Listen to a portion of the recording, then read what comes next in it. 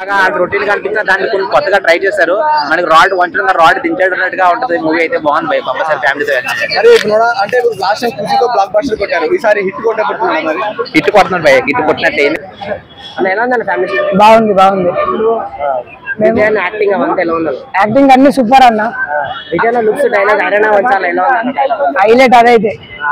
Theatre లో కూర్చోలేదు అన్న డైలాగ్. ఓ మొత్తం బట్టలు చింపుకుని దుంకుడు మొత్తం దింగానే వేసిండ్రు అన్న. ఎందుకంటే మూవీ మనకి బాగా ఎక్స్పెక్టేషన్ తో వెళ్ళి చూడొచ్చు, ఎంజాయ్ చేస్తాం బాగా. సాంగ్స్ మాత్రం మంచి హైలైట్ అయింది భయ్య. కళ్యాణి వచ్చే సాంగ్ అయితే మంచి హైలైట్, బాగా ఎంజాయ్ చేస్తారు. ఇప్పుడు ఆ సాంగ్ కూడా ఇన్స్టాగ్రామ్ లో ట్రెండింగ్ అవుతుంది. ఆ సాంగ్ మాత్రం మంచి హైలైట్ అయింది, నాకు అయితే నచ్చింది ఆ సాంగ్. సో మరి ఈ వారానికి బ్లాక్ బస్టర్ అంటే ఫ్యామిలీ స్టార్ భయ్య. ఫ్యామిలీతో వెళ్ళి కంపల్సరీ చూడండి, బాగా కనెక్ట్ అవుతుంది. ఎమోషనల్ సీన్స్ కానీ బాగా మొత్తం బాగా చూపించారు భయ్య. ఎక్సలెంట్ ఉంది మూవీ, బాగుంది. సో లవ్ ట్రాక్ ఎలా అనిపించింది? లవ్ ట్రాక్ మొత్తం మంచి బాగా. గీత గోవింద్ బాగుందా సినిమా? ఇటే కదా ఇక చూడాలన్న. ట్రైలర్ అయితే బాగుంది కానీ గీత పోయిన మరి వేరే, అది లవ్ స్టోరీ కదా, ఇది ఫ్యామిలీ సెంటిమెంట్ కదా. అంటే సేమ్ డైరెక్టర్ కదా, సేమ్ అలానే తీసుకో, దానికన్నా మించిపోయింది. దానికన్నా మించిపోయింది వస్తుంది అన్న.